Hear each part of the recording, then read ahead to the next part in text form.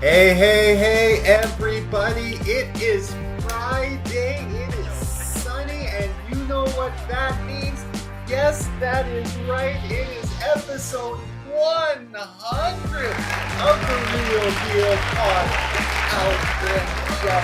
It is still me for the 100th time, Allister Carrington, your trusted realtor, alongside our main man, our mortgage guru, our mortgage broker for the 100th time, Geoff Lee. Geoff, buddy. Cheers. Happy 100. Cheers, my friend. How are you? Cheers. We're gonna celebrate with some cocktails tonight for you. Very nice. Very nice. I'm celebrating with a cup of coffee. Yeah. They say alcohol is not good for you, but you know what? It's so yummy in cocktails. I won't lie. Oh, buddy. So, how are you, man?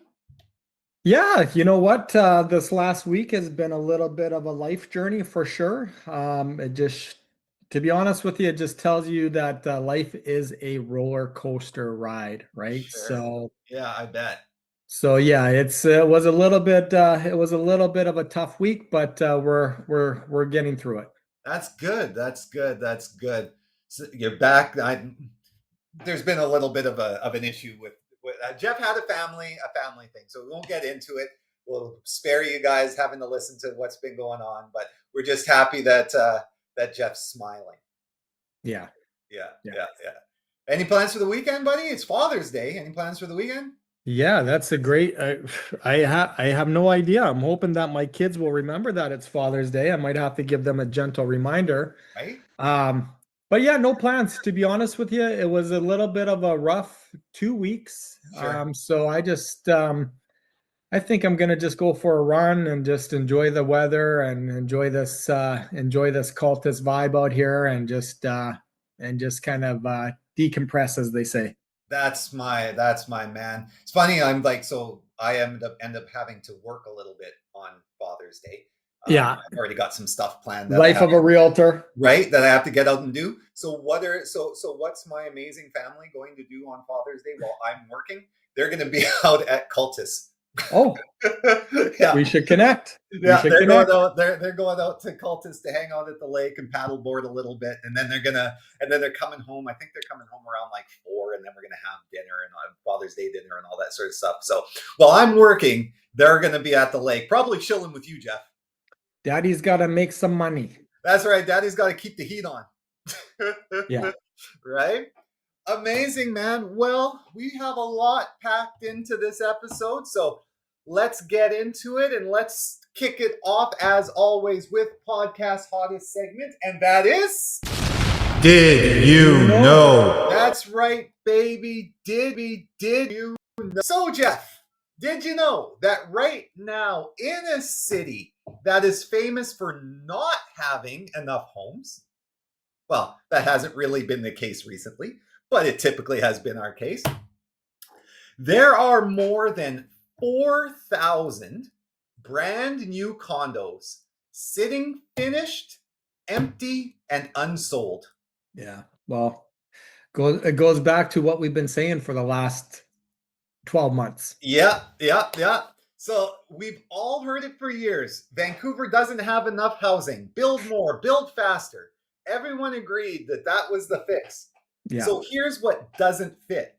According to Canada's National Housing Agency, so our CMHC, there were about 4,376 completed condos in the Vancouver area in May that nobody had bought. Yeah. A year earlier, that number was around 2,488. So doubled. Yeah. So in 12 months, the pile of finished but empty condos jumped 76%. The highest level of unsold new condos since the mid-1990s.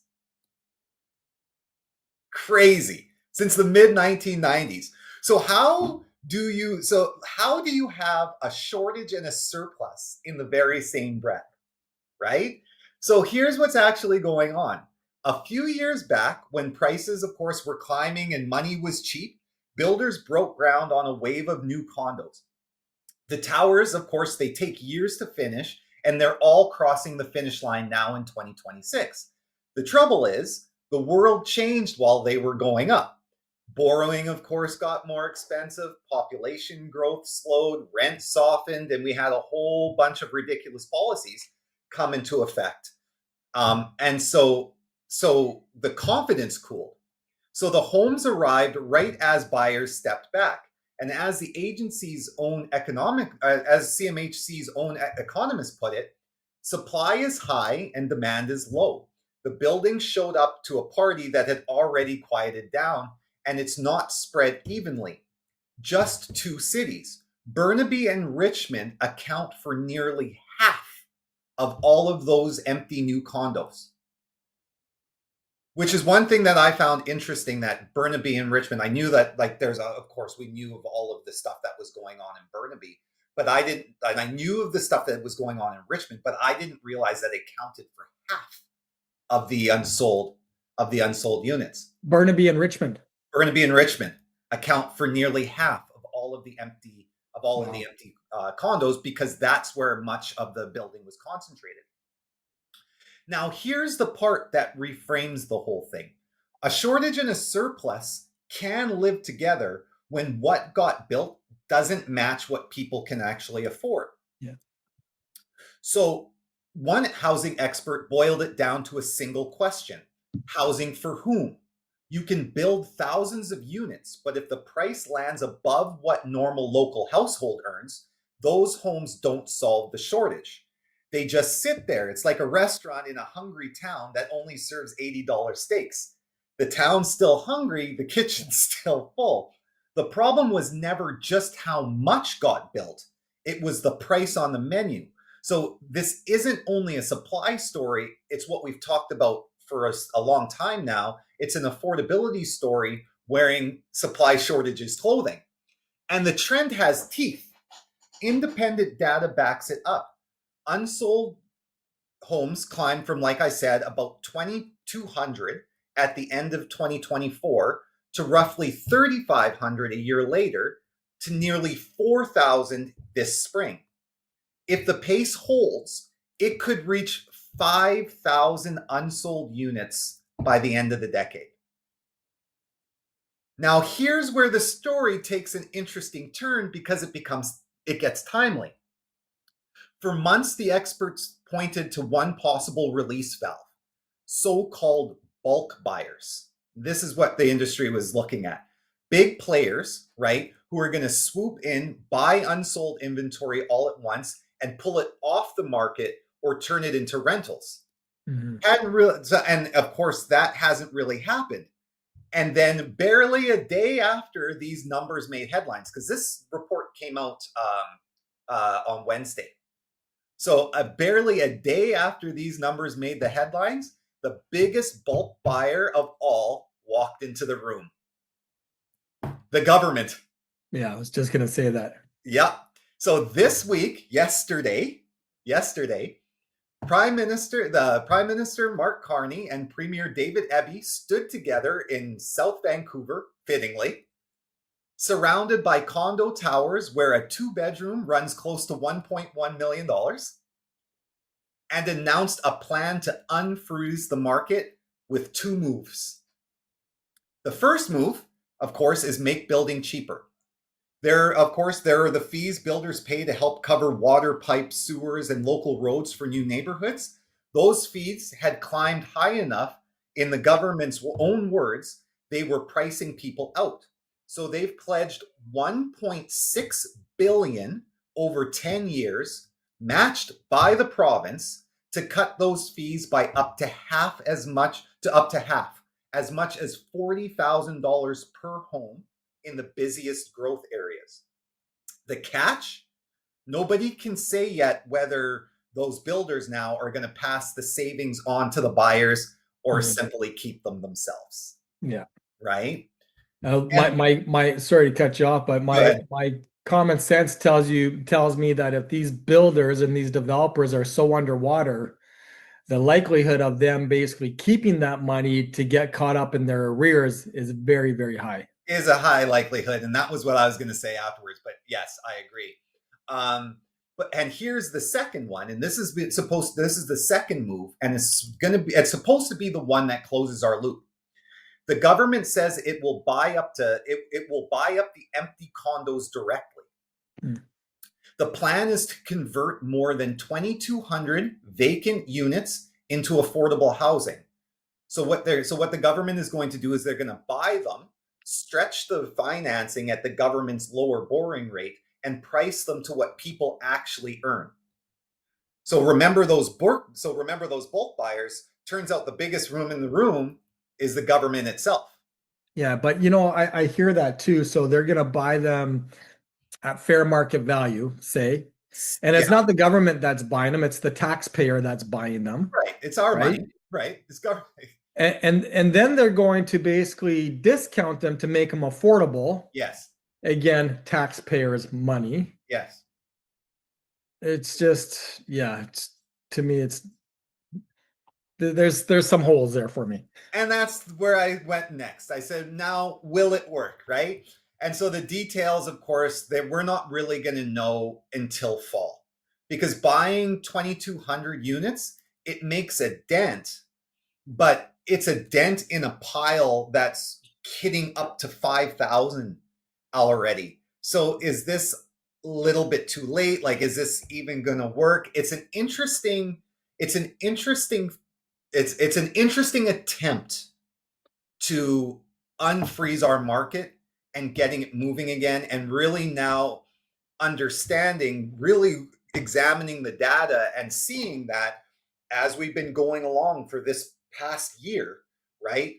What we talked about this spring, condos not moving at all, townhomes moving a little bit, and detached homes were the busiest movers throughout the past 3 months. So now they're really, really trying to attack this market and say, okay, we have to get the condo sector moving for everything moving. This is something we've been screaming forever now. So they're a little bit late to the party. I can see this working in the fact that, again, if they're buying, just say half, like 2,500 of these empty condos, and they're not buying it, we're buying it through our tax dollars. Right. And then they basically start to discount them for affordability. That may stimulate the market, because it goes back to people will follow the person in front of you, right? Mm-hmm. Mm-hmm. So as that activity starts to move and that momentum starts to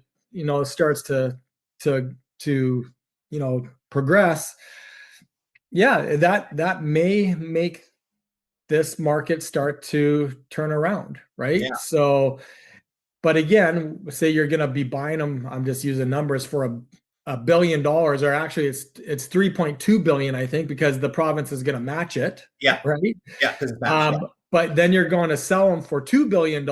Again, comes into a financial deficit for the country. Yeah. So I'm curious as far as, okay, what are you buying them for? And then when you actually finally move them, what did you get them for? Because the shortfall, folks, it's not that falls onto us, the taxpayer. Right. Right. Yeah. So really easy to spend other people's money. Of course it is. I do see the logic behind it. Yeah. It's just a matter of, it's just like, but it's almost called like a brown dollar, right? You're using a dollar to create some energy, but you're losing $2 and doing it possibly. Yeah. But again, may stimulate the market overall to move forward, which again, then has a different compound effect, if this actually works. And it could. Like, we got nothing, we have to try it. That's exactly it. And I think this is maybe one of the best, this is maybe one of the best steps that we've seen maybe in quite some time, because we are literally now trying to address the root of our issue, which is the condo sector. is the root of our issue, right? And it's been the root of our issue for 3 years now, Yeah. right? So, But there, even when I'm saying this, there are still so many affordable condos out there. 100%. And that was going to be my next comment. Right. There's still many affordable condos that are out there. Like condos right now are probably the most affordable that they've ever been. I'm working on a file. This client of ours is looking at a $300,000 condo. The mortgage payment on this is going to be anywhere from $1,200 to $1,400. That's cheaper than rent. Yeah. But still, there's hesitation for him to buy. Yeah. So even when you're buying now, you're buying brand new pre-sales. That affordability, what does that even really look like? Yeah. Is it going to really have an impact? But again, what else are we going to do? Because we're waiting on a market, thinking that it's going to correct. And it's just been how long now, right? Right. And that's what I was going to say. I was going to say like this, like if you're a regular person and if you're a buyer eyeing a condo, this is leverage that you should be able to see from space. Like legitimately with thousands of unsold new units, it means builders are competing for you now, right? Like builders are competing for the client. Well, and we also have to understand that these builders are carrying massive debt on these unsold homes. Right. So the other part of this is the government is coming in to probably save a lot of these developers as a bailout, right? Yeah.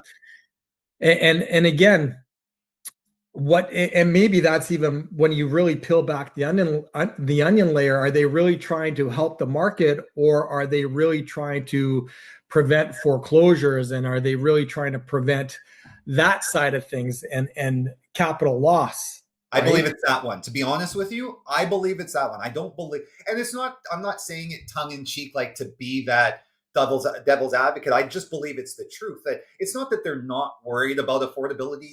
They are. They worry about how the people and how Canadians can afford things. They do.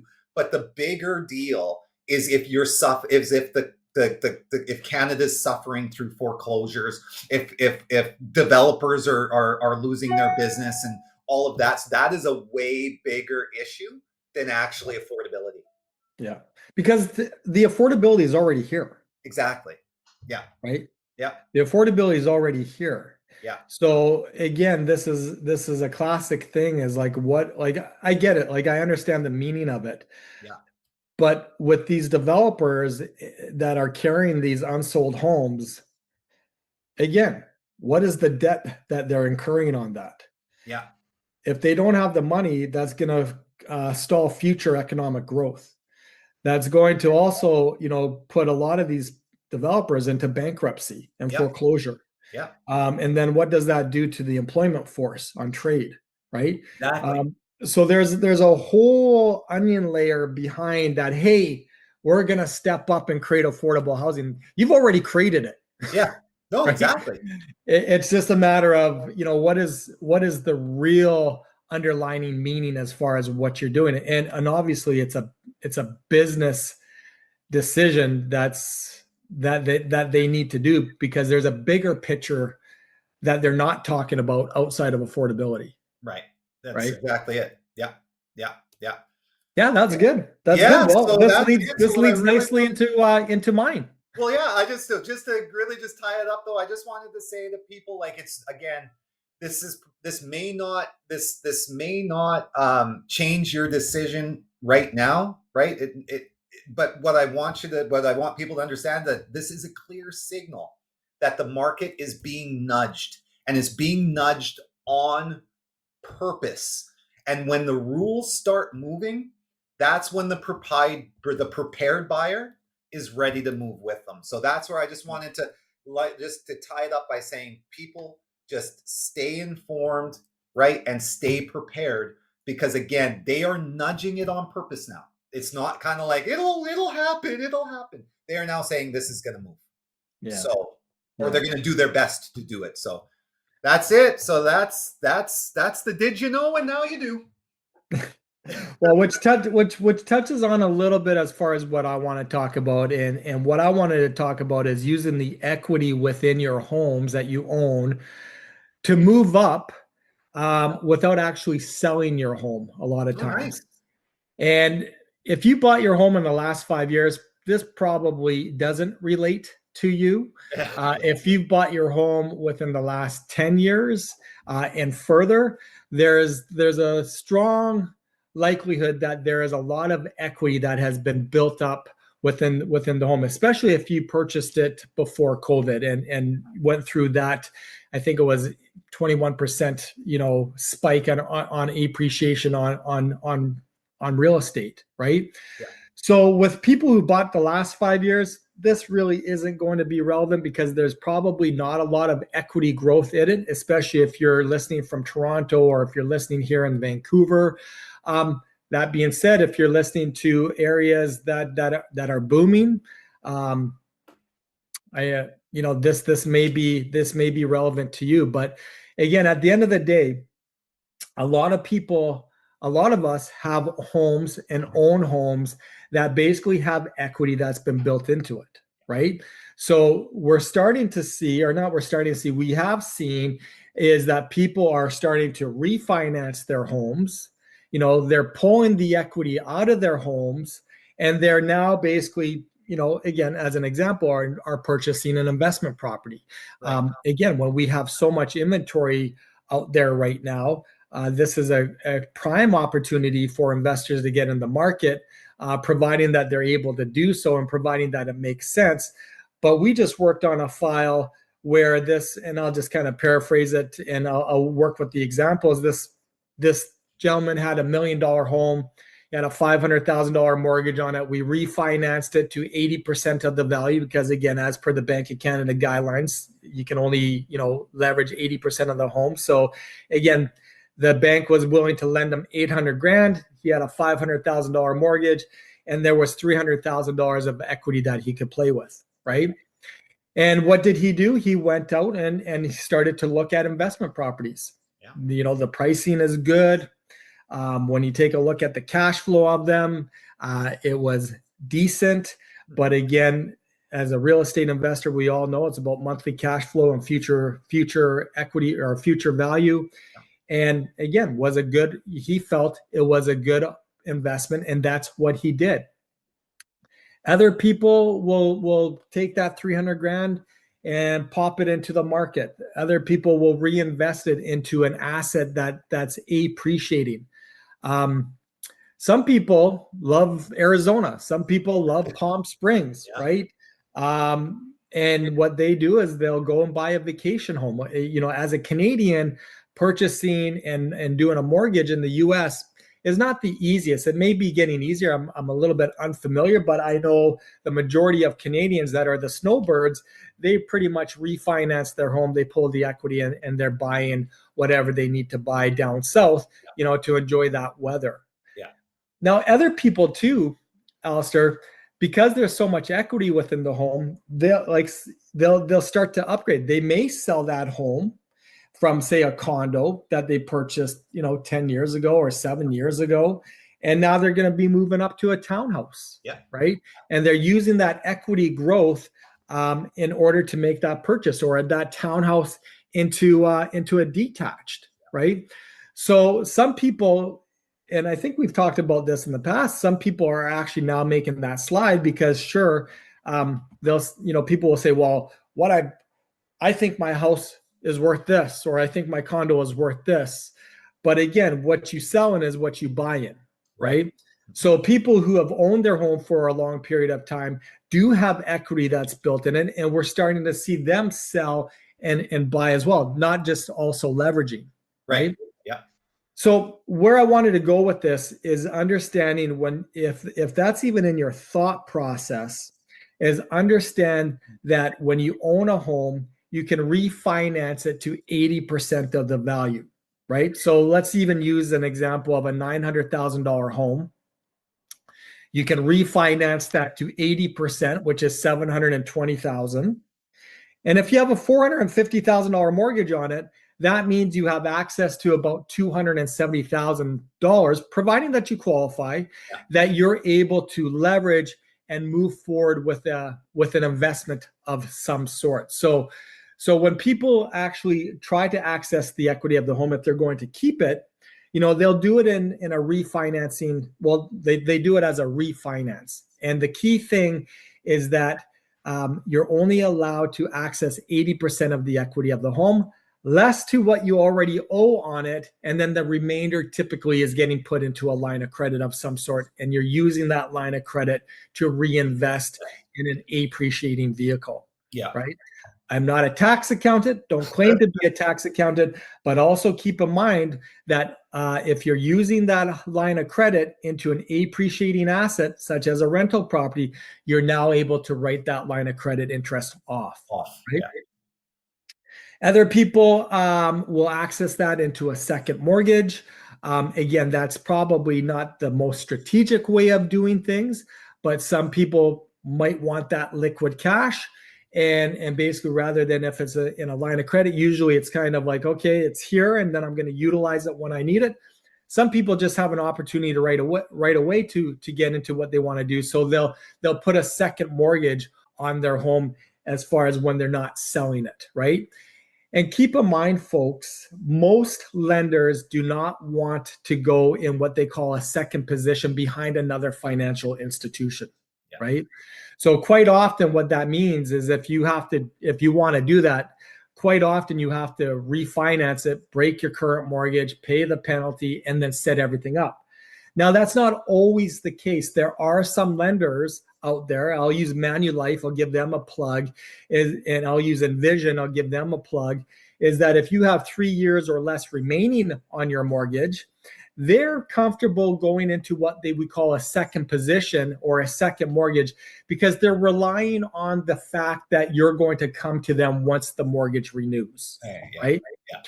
So, when I'm saying this, I just don't want everybody to automatically think, hey, that's not an option. That is an option, but again, it's not a regular thing. Most people who are really trying to access the equity of the home really puts it into a form of a line of credit of some sort, right?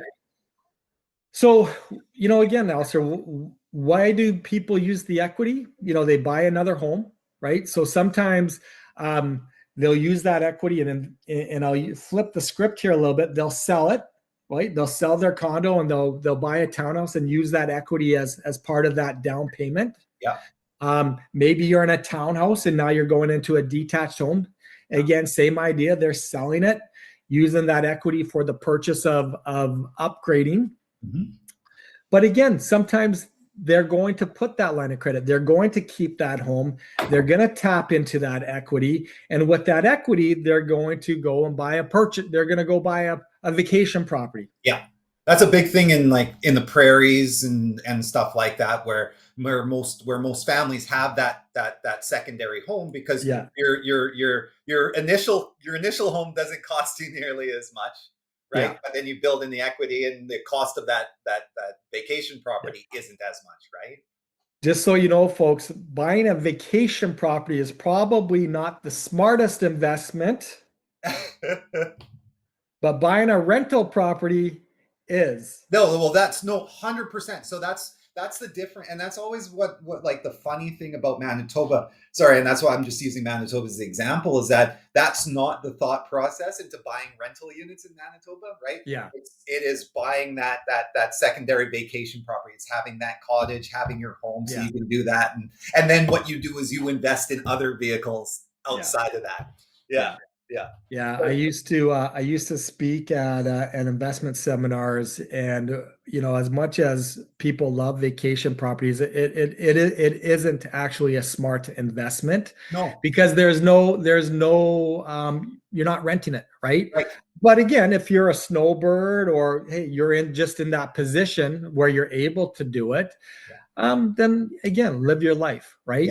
But if you're purchasing a vacation property to make money, probably not the smartest investment.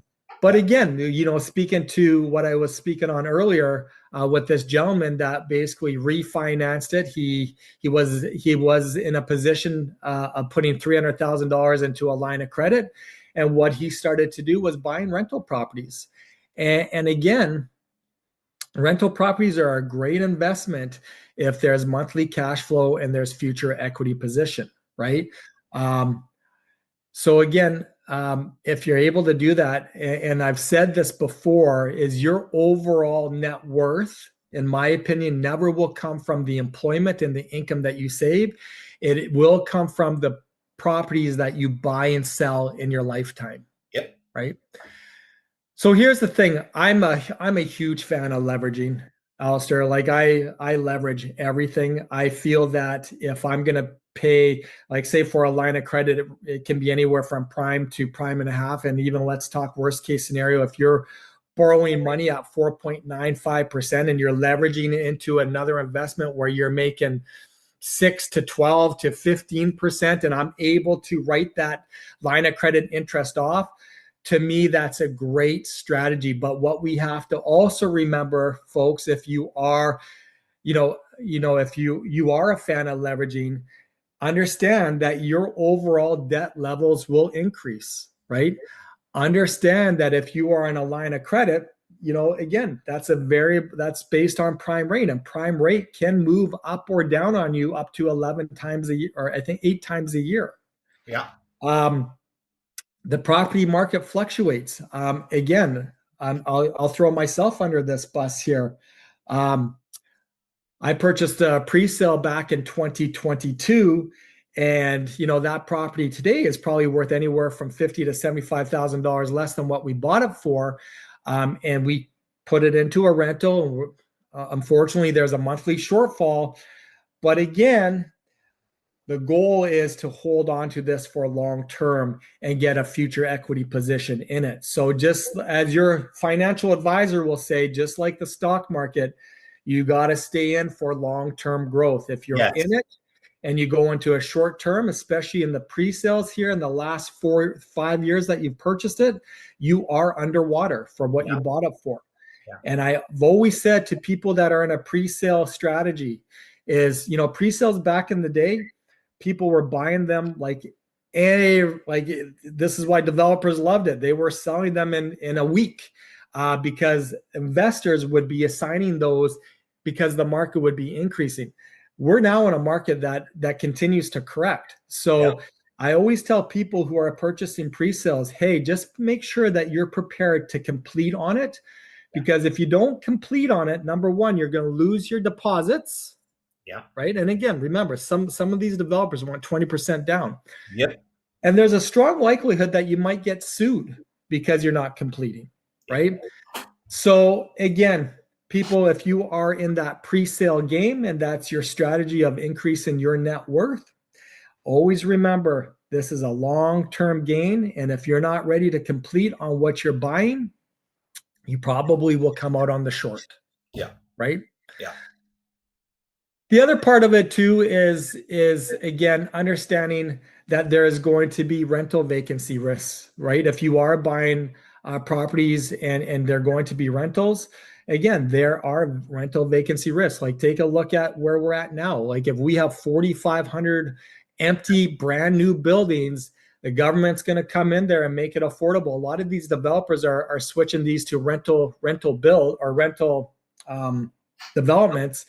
There could be a lot of competition with vacancy, right? Monthly cash flow requirements. Again, understand that, and I'm throwing myself under, my own, not throwing myself under the bus, but in my own investment strategy with pre-sale, we're on a shortfall of $600 a month, right? So there are cash flow requirements in reinvesting, to say, in rental properties. But again, we bought back in 2022. Right. If we're to buy that same property in 2026, it would be a much different story. Yeah. So again, I'm a big fan of investment properties, and I'm a big fan that people, and we've talked about this before, is now is a great time, in my opinion, to take a look at them. Right. Yeah. And not to interrupt, Jeff, but I just wanted to say too, again, because you mentioned, housing, your net worth, and how important that is again. StatsCan just did had another report came out, and the data showed that household net worth actually climbed in Q1 of this year. So again, Canadian household wealth is climbing again. Housing is, Okay. housing boosts boosting our net worth again, right? Where it was up 1.3%, net worth Right. was up. So even though we as Canadians may not be saving as much as we can right now because of the affordability, because of the accidental costs and stuff like that, net worth is still driving our wealth. Like our housing is still driving, our net worth, right? So again, it just shows how important it is to get into the market or have an investment property. Sorry, go on. I didn't want to interrupt. And let's kind of almost end it with the statistic that we always refer back to CMHC, which I will allow you to share once again. If you are in your 30s and you rent, your net worth is $44,000. If you are in your 30s and you own a condo, your net worth is now $440,000. That's an increase of 1,000%, 100%, whatever that looks like. A lot, right? And then and that translates now to when you hit 65, your retirement age. If you are renting, your net worth, which was $44,000 in your 30s, now at 65 is $11,900. You've lost $33,000 of net worth. If you own when you're 65, your net worth is $1.4 million. You've gained $1 million. So anybody that's on the fence and has the ability to buy, again, I've always said the best time to buy is when you can. Yeah. But also this is a fantastic opportunity for people to build their net worth. Yes. And understand, and this is kind of where I want to wrap it up, is that your home equity, if you are a homeowner, that equity can do one of four things. It can upgrade your home, right? You're selling that home, you're using that equity to upgrade. Maybe you're keeping that home and accessing that equity in a line of credit, and in doing so, you're purchasing investment properties, or you're reinvesting that into something that's an appreciating asset. And again, to end it, is that it does build your long-term wealth. If you are a homeowner, back to your statistic or CMHC statistic, this is what truly builds your net worth, is home ownership. Yeah, exactly. Amen. I want to leave this with a quote, because this was actually really good, and it just kind of will hit home for me and a lot of, and I feel it will hit home with a lot of people. And it goes like this: anyone who isn't embarrassed of who they were last year probably isn't learning enough. I like that. Yeah, I like that. That's a good one. That's a mic drop one. There we go. I love it.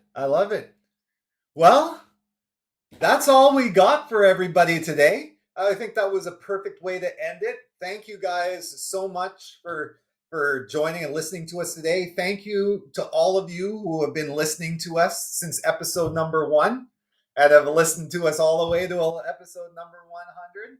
We thank you so much for sticking with us, and we hope that we've been able to educate you guys and empower you guys throughout it, giving you guys the most valuable content that we can, because as Geoff and I said, last year it was to double down on it.